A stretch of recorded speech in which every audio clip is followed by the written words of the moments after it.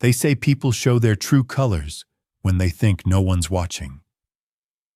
And that's exactly what happened the day Kevin thought he could humiliate someone just because he believed he was better.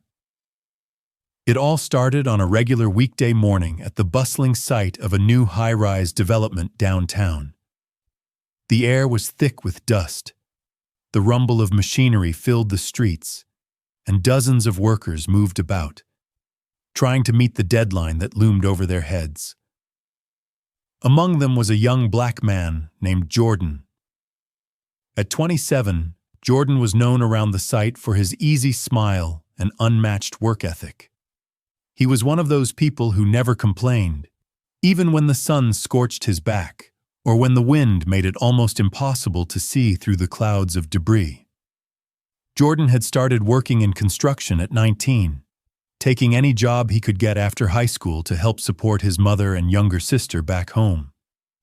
He'd seen the worst of people and the best, but no one had ever gotten under his skin the way Kevin did. Kevin was the lead engineer on the project. Mid-30s, tall, and sharply dressed even on a job site, Kevin made sure everyone knew he was in charge. He had a habit of belittling the workers, especially those he thought didn't belong in what he called his world. Jordan, unfortunately, had been a frequent target. That morning, as the sun broke through the haze, Kevin was pacing the site, barking orders into his phone. He looked up just as Jordan was carrying a heavy load of steel rods to the south end of the structure. Kevin sneered. "Hey, you! What's your name again? Jerome? Julius?" he called out, not bothering to remember. Jordan wiped the sweat from his brow. "It's Jordan, sir." "Whatever," Kevin snapped, waving a dismissive hand. "Listen, we've got VIP investors showing up this afternoon, and I don't want this place looking like a dump, especially not with you people lounging around." Jordan felt his jaw clench, but said nothing. Kevin strutted over, his expensive shoes kicking up dust. "You missed a spot over by the scaffold. I'm not paying for lazy work. Get over there and clean it up." "I was told to move these rods first. Supervisor James gave me direct," Jordan began. "Do I look like I care what James told you?" Kevin cut him off sharply. "When I give an order, you follow it. Or do you need a special explanation?" Jordan took a breath. He knew better than to argue with someone like Kevin. "Yes, sir," he muttered, setting down the rods carefully. Kevin smirked, turning to one of the other workers. "See? This is why I always say you can't get decent help these days." A few of the guys shifted uncomfortably, but no one dared say anything. Kevin had a reputation for making life miserable for anyone who crossed him. By noon, word had spread about Kevin's latest outburst, and most of the crew was on edge. But Jordan kept his head down, focusing on the task at hand. Around lunchtime, an older man named Franklin, one of the longest-serving crew members on the site, sidled up next to Jordan. "You all right, kid?" he asked quietly. Jordan forced a smile. "Yeah, it's nothing I haven't dealt with before." Franklin shook his head. "Man like that's always going to look down on folks like us. But karma's a funny thing. Never know when it's going to come round." Jordan appreciated the words, but didn't put much stock in them. In his experience, men like Kevin rarely faced consequences. As the afternoon heat set in, the site buzzed with rumors. Word had it a top executive from the parent company was coming for a surprise inspection. The workers scrambled to tidy up every corner, hoping to avoid Kevin's wrath. By 3 o'clock, a convoy of sleek black SUVs pulled up to the lot, and out stepped a tall, well-dressed man with salt and pepper hair. The workers stole curious glances as Kevin rushed over, grinning like he'd just won the lottery. "Mr. Langston? What an honor," Kevin gushed, offering a firm handshake. "We weren't expecting you today." Langston barely acknowledged Kevin, his sharp eyes surveying the site. "I'm here for a personal review. Need to see how things are being handled on the ground." Kevin nodded eagerly. "Of course, sir. Right this way." Jordan, meanwhile, kept working, not wanting to attract attention, but Langston's gaze lingered on him for a moment, before moving on. As the inspection continued, Kevin made a point of highlighting what he called his management strategies, throwing in backhanded comments about the workers whenever he could. "These guys," Kevin chuckled at one point, "good with their hands, not much going on upstairs. But that's why we have supervisors, right?" Langston's expression darkened slightly, but he said nothing. By the time they circled back to the front of the site, Kevin's confidence was at an all-time high. "And as you can see, sir, everything runs smoothly under my direction.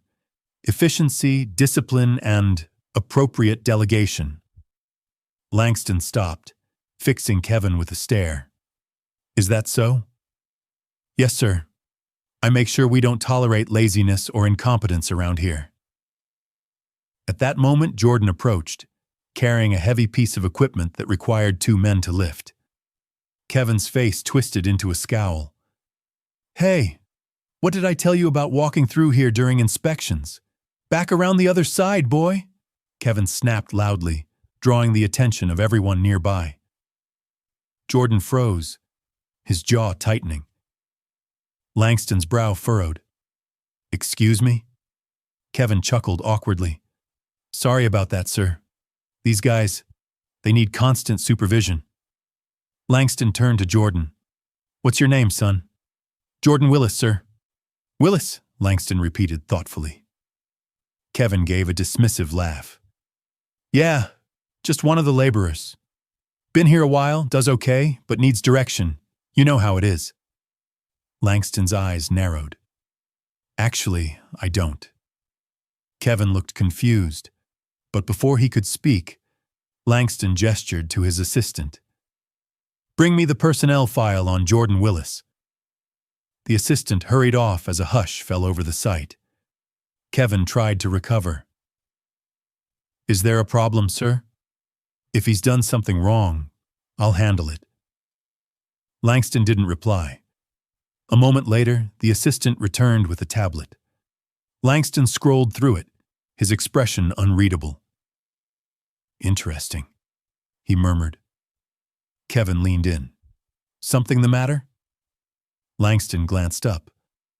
According to these records, Jordan Willis has been commended 5 times for outstanding performance. 0 infractions. Took on extra shifts during the concrete crisis last month. Personally resolved a logistics issue that saved the company $40,000. Kevin's face paled slightly. "Well, I mean, yes, he's not bad for a..." Langston cut him off. "And he was transferred to this site 2 months ago by special request. From me." Kevin's mouth opened, but no sound came out. "I know who Jordan Willis is," Langston continued coldly. "What I don't understand is how someone like you is still on my payroll." A stunned silence followed. Langston turned to Jordan. "Jordan, would you mind gathering the crew? I'd like to address everyone." Jordan hesitated, then nodded. "Yes, sir." As he walked off to round up the workers, Kevin trailed after Langston, panic creeping into his voice. "Sir, there's no need to blow this out of proportion. It was just a misunderstanding." Langston didn't even look at him. "We'll see." And as the workers assembled, unaware of the storm about to hit, Jordan couldn't help but wonder if, for once, karma might actually show up on time. Jordan moved through the site, calling out to his co-workers, letting them know Mr. Langston wanted everyone to gather by the equipment lot. The looks on their faces ranged from puzzled to nervous. It wasn't every day a top executive asked for an audience with the entire crew. As they assembled, Kevin lingered awkwardly behind Langston, his face tight, hands fidgeting with the edge of his tie. The cocky swagger he carried all morning had completely drained away. Jordan returned to the front of the group, standing quietly with Franklin and a few of the other regulars. The air was thick with tension, the low hum of machinery the only background noise as they waited. Langston took a slow, measured breath, scanning the faces before him. When he spoke, his voice was firm, carrying effortlessly across the lot. "I appreciate all of you taking a moment from your work," he began. "I came here today for a surprise inspection, expecting to see a well-run site and a disciplined operation. What I found instead was something else entirely." He let the words hang for a moment. "I've worked in this industry for over 30 years, Langston continued. "I started out like most of you, pouring concrete, digging trenches, hauling steel. I know what it's like to earn a living with your hands and your back. And I also know what it's like when people treat you like you're invisible." Several of the workers exchanged glances. Even those who didn't know the full story could sense this wasn't going to be a typical company speech. Langston's eyes settled on Kevin. "It's come to my attention that certain members of my management team have chosen to humiliate, belittle, and mistreat the people who make these projects possible." Kevin's face went pale. "Now let me be clear," Langston said, his voice sharper. "I will not tolerate prejudice, condescension, or abuse of authority on my sites. Not yesterday, not today, not ever." A murmur rippled through the crowd. Langston gestured toward Jordan. "This man, Jordan Willis, has displayed professionalism, dedication, and integrity far beyond what's been asked of him. His work has directly saved this company both time and money, and he's earned the respect of those around him. Yet today, in front of his peers, he was degraded and disrespected by someone who was supposed to lead by example." Jordan's throat tightened. He wasn't used to being the center of attention, but this wasn't something he could just quietly walk away from. Kevin took a step forward, voice shaky. "Sir, I didn't mean—" Langston raised a hand. "Save it." Without another word, Langston reached into his pocket and pulled out a folded document. "Effective immediately, Kevin Bowers. Your employment with Langston Development is terminated. You will collect your personal effects and leave this site within the next 10 minutes. The lot went dead silent. Kevin's face twisted in disbelief. "You're firing me? In front of them?" Langston's gaze didn't waver. "In front of the very people you thought it was acceptable to humiliate?" "Yes." Kevin's mouth opened again, but this time no words came out. He looked at the workers, his eyes darting from face to face, realizing no one was going to back him up. Not one. Without waiting for further instruction, the assistant handed Kevin an envelope, and he trudged off toward the trailer, his head low. Langston turned back to the crew. "Now let's be clear. This wasn't just about one incident. It's about a culture, about how we treat each other. I don't care what someone looks like, where they come from, or what role they play on this site. Every person here deserves respect." A wave of quiet agreement swept through the workers. Langston nodded toward Jordan again. "Jordan, step forward." Jordan hesitated, but Franklin nudged his elbow. "Go on, son." He moved to the front. "From this moment," Langston announced, "Jordan Willis is promoted to site supervisor."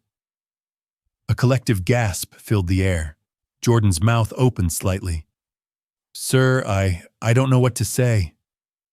Langston smiled, the stern edge in his face softening. "Say you'll do the job. You've already earned it." Jordan glanced back at his co-workers, many of whom were nodding or giving him small, proud smiles. He straightened his shoulders. "I'll do my best, sir." "I know you will," Langston said. "And to the rest of you, if anyone else feels like they've been mistreated or overlooked, my office door is open. From this day forward, we run this site the right way." The crew broke into scattered applause. It wasn't loud or boisterous, but it was genuine. As the group dispersed back to work, Langston clapped a hand on Jordan's shoulder. "Come by my office tomorrow morning. I want to go over a few things with you." Jordan nodded. "Yes, sir." Langston turned and headed for his SUV. Kevin was nowhere in sight. Franklin ambled over, grinning. "Well, kid, looks like karma finally got the address right." Jordan laughed, shaking his head. "I still can't believe it." Franklin chuckled. "Believe it. You earned it." The rest of the afternoon passed differently. For the first time in weeks, there was no shouting, no insults, no threats. The workers moved with a new sense of ease, knowing the worst of the toxicity had been removed. But as the sun began to set and the site quieted down, Jordan noticed someone leaning against the fence by the lot. A woman, late 20s, dark hair pulled into a braid, sharp eyes watching him. He didn't recognize her. She gave a small nod when she noticed him looking, then turned and disappeared down the street. Jordan frowned. "Hey, Franklin," he called. "Yeah?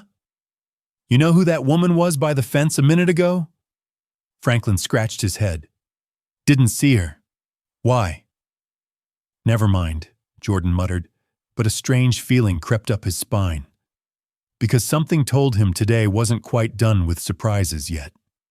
When Jordan finally made it back to his small apartment that evening, he was still processing everything that happened.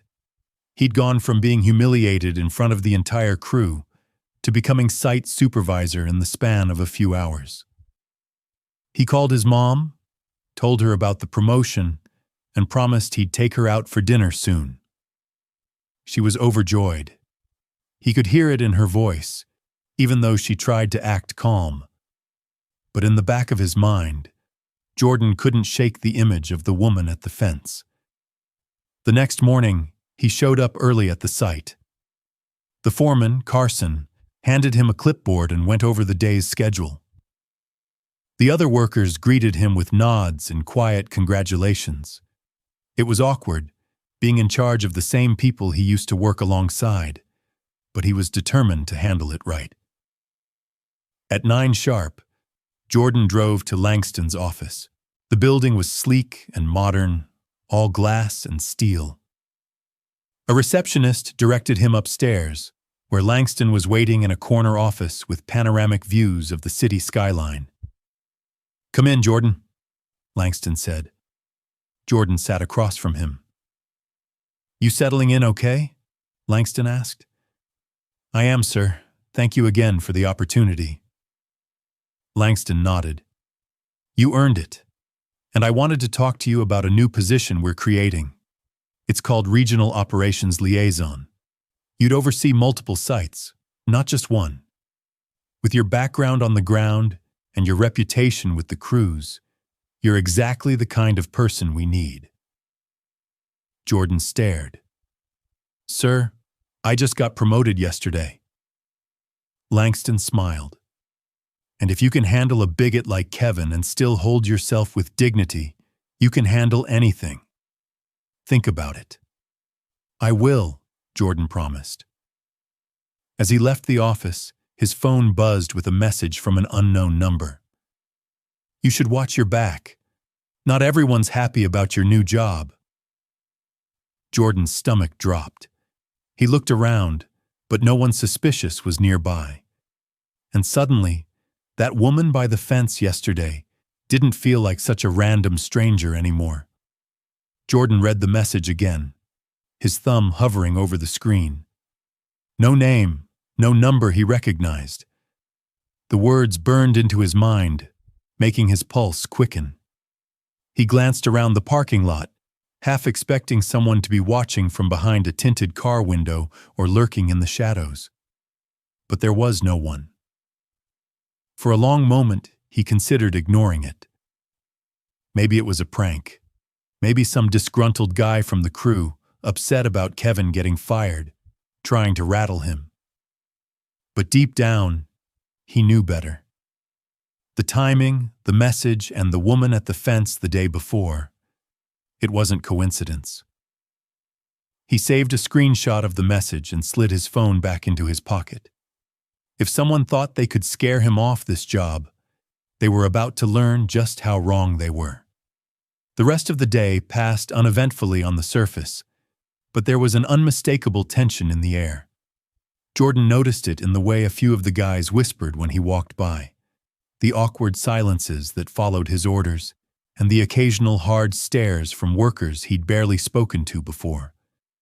Not everyone was happy about the change in leadership, but that was fine. He didn't need everyone to like him, just to do their jobs. Later that evening, after the sun dipped low and the last of the heavy machinery powered down, Jordan stopped by a corner diner for something to eat. It was a small, worn place with faded booths and a counter that had probably been there since the 70s. The kind of spot where everyone knew everyone, and strangers stuck out like sore thumbs. He ordered coffee and a burger, settling into a booth near the window. The place was half empty, save for a couple of regulars at the bar and an old man nursing a cup of soup in the corner. Jordan's phone buzzed again. Unknown number. "You're not safe, Jordan. People are watching." His stomach tightened. Whoever this was, they weren't letting it go. He instinctively scanned the diner, but everyone looked ordinary. Nobody was paying him any mind, or so it seemed. A waitress named Leona, a sharp, no-nonsense woman with silver streaks in her dark hair, dropped off his plate. "You all right, hun? You look like you seen a ghost." Jordan forced a smile.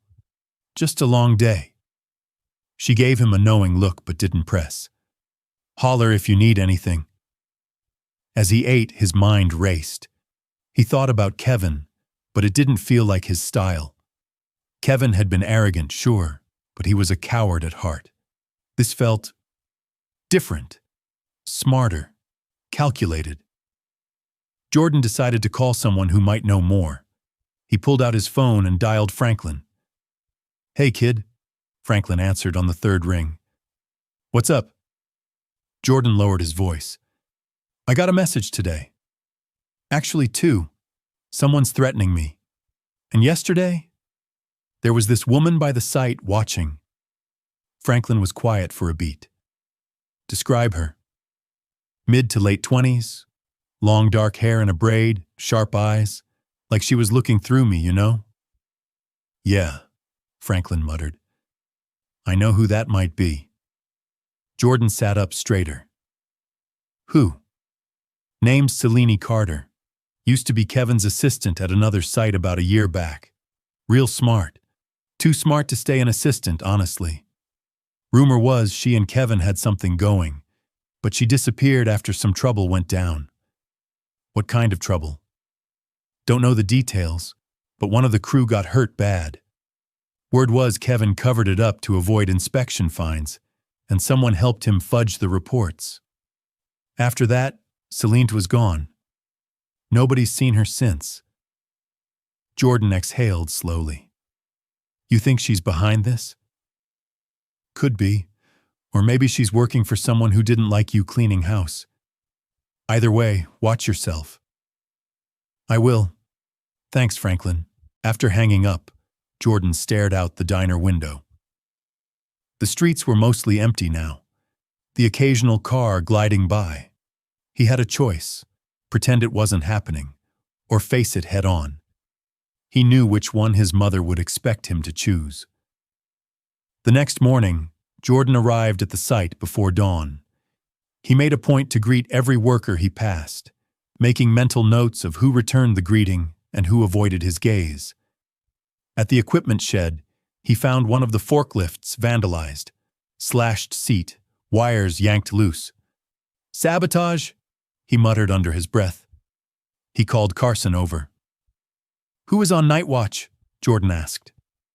Carson scratched his head. "Ed Barlow. Been here a while. I'll go get him." A few minutes later, Ed shuffled over, eyes red from a long shift. "Ed," Jordan began carefully, "did you see anyone near the equipment lot last night?" Ed frowned. "Didn't see a soul. Was raining off and on, so I stayed in the shack mostly." Jordan glanced at the tire tracks in the mud. Too clean for the rain they'd had, which meant whoever did it came early, maybe even before Ed started. "All right," Jordan said. "Next time, no exceptions. Make rounds every hour. Log it." "Yes, sir." As Ed left, Carson leaned in. "You think this has got something to do with Kevin?" "Maybe, or someone loyal to him." Carson hesitated. "There's one other thing you should know. Celine was here." Jordan's jaw clenched. "When?" "Late last night. I saw her walking along the fence. Thought it was odd, but didn't want to bother you." Jordan took a steadying breath.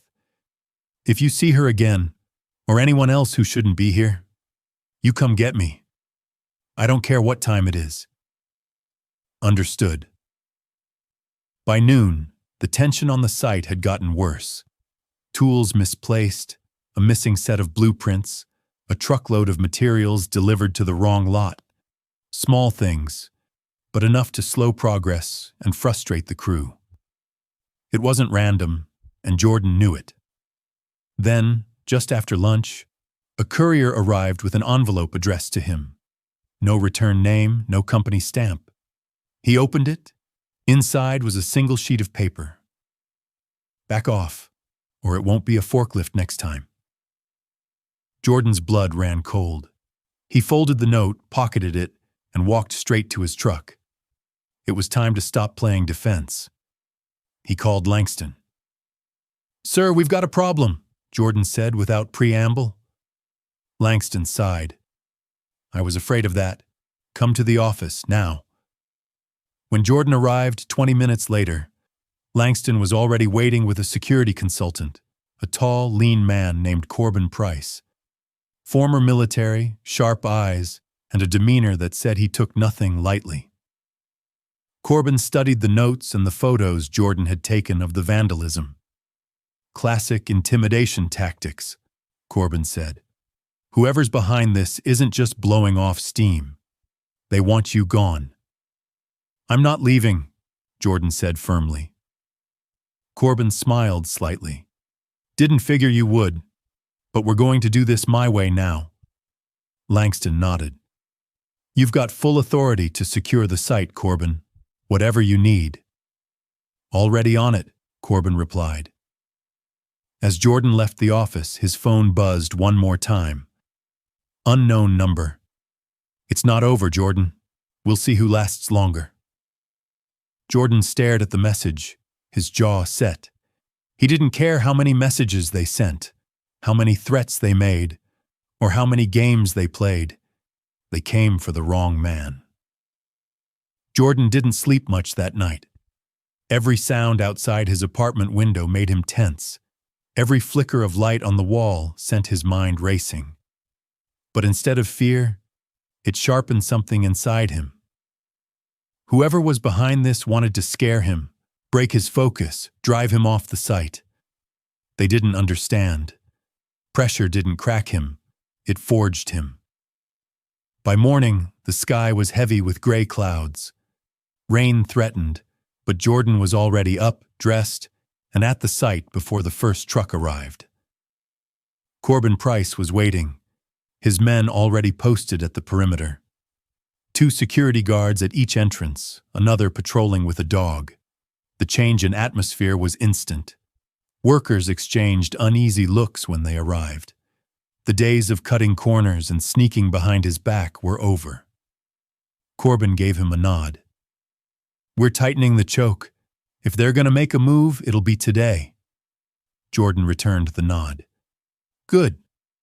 Let's end this." By midday, Work was finally moving at a steady pace. The saboteurs, whoever they were, had either backed off or were biding their time. Jordan kept his eyes open for Selene, but she was nowhere in sight. Then, right before lunch, Franklin showed up. "Got something you need to hear," he said, pulling Jordan aside. Jordan followed him behind one of the storage containers where they wouldn't be overheard. Franklin glanced around. "One of the old-timers, Gus. He's worked sites with Kevin before. Swears he saw Selene meeting with someone last night behind the diner on Oakwood Road." "Who?" "Guy named Deke Rollins. Real piece of work. Used to run with Kevin years ago before he got booted for skimming paychecks and starting fights on site. If those two are working together, it ain't just personal. It's about money." Jordan's jaw clenched. "You think Kevin sent them?" "Either him or someone trying to do him a favor. Deke don't work for free, and Selene, she's too smart to stick her neck out without a big payout." Jordan thought for a moment. "You think they'll come back here?" "They will," Franklin said grimly. "Because someone like Deke don't quit when you get security. He escalates." As if the words summoned it, a commotion broke out near the main gate.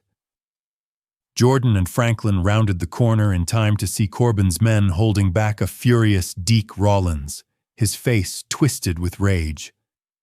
"You got no right keeping me out of here!" Deke shouted. Corbin stepped forward, calm and controlled.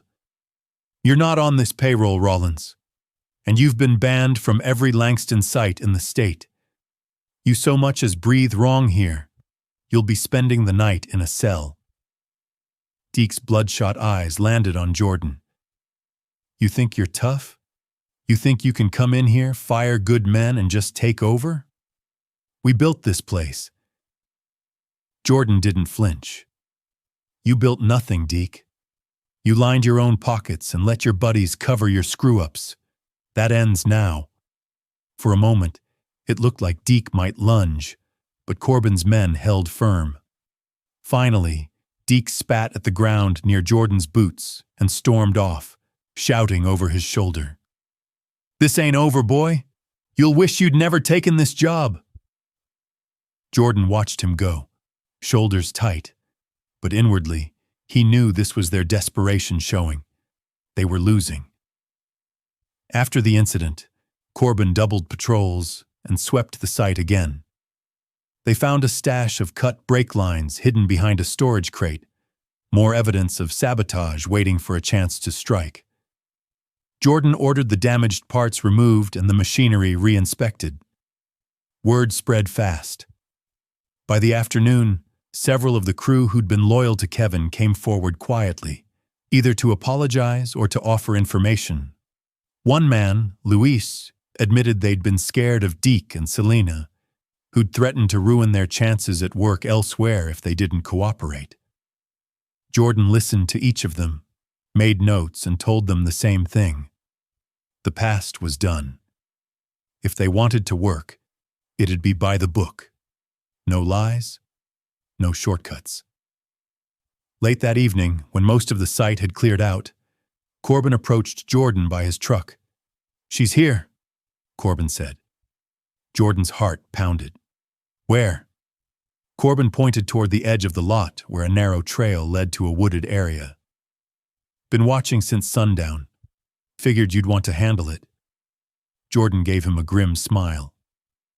"Yeah, I do." He made his way down the trail, the sound of gravel crunching under his boots. The evening air was cool, thick with the smell of wet earth and pine. At the edge of the clearing, Selena Carter stood waiting. She looked different than before. Tired, hair unkempt, eyes bloodshot.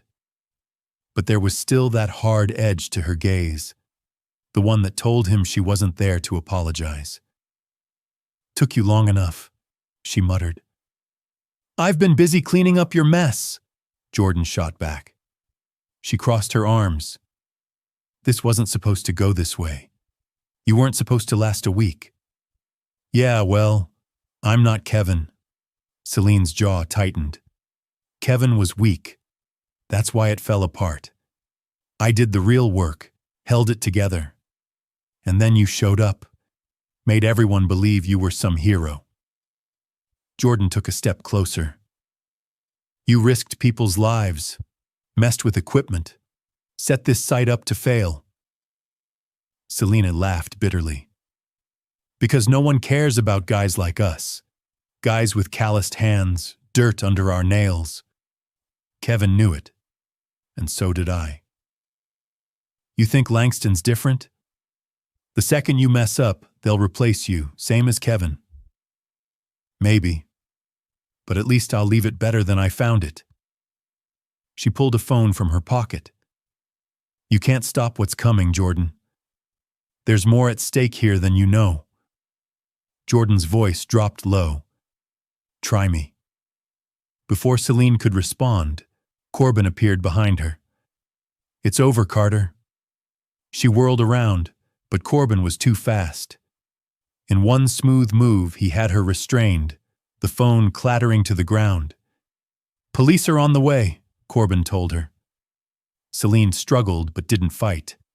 You won't win, she hissed at Jordan. They'll find someone else. Jordan stared at her, not with hatred, but with pity. Maybe, but not today. By the time the cops arrived, the site was quiet. Deke was picked up an hour later, trying to skip town in a stolen truck. The threats stopped after that. A week later, Jordan stood at the same lot, watching the foundation finally get poured without incident. Franklin clapped him on the shoulder. You earned this one, kid. Jordan smiled, the first genuine one in days. It's just the start. And it was. The men who once doubted him now followed his lead. The site ran smooth, deadlines were met, and for the first time in years, Langston Construction's reputation started to mend. Jordan didn't forget what it cost, or the lesson it taught him. In a business built on backroom deals and shortcuts, the one who stood firm was the one who lasted, and Jordan Blake was here to stay.